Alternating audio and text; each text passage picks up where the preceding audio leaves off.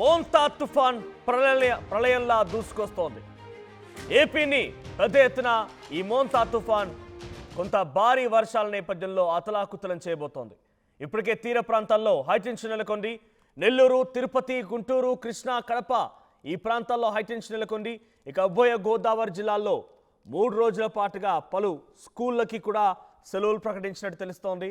So ముఖ్యంగా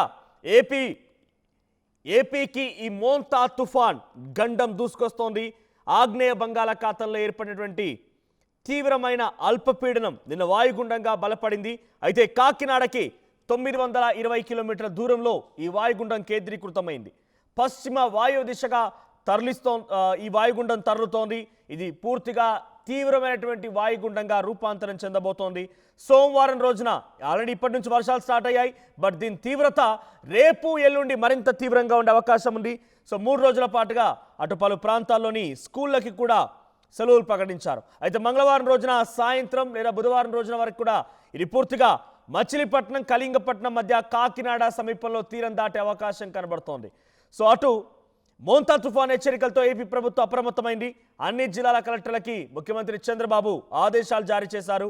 so Montha తుఫాన్ నేపథ్యంలో ఏపీ ఉత్తర దక్షిణ కోస్తా జిల్లాలో 4 రోజుల పాటుగా భారీ నుంచి అతి భారీ వర్షాలు కురిసే అవకాశం కనబడుతోంది.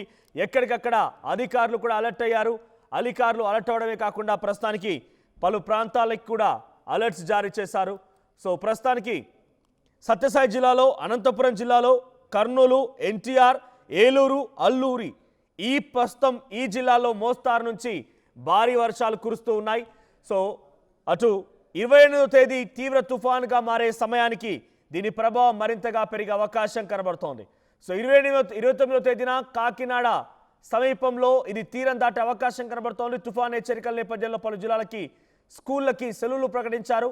అన్నమయ్య, కడప జిల్లాలో సెలవులు ప్రకటించారు. 27, 28, 29 ఈ తేదీలో ఎన్టీఆర్, బాపట్ల, కృష్ణా, గుంటూరు జిల్లాలో సైతం సెలవులు ప్రకటించినట్టు తెలుస్తోంది.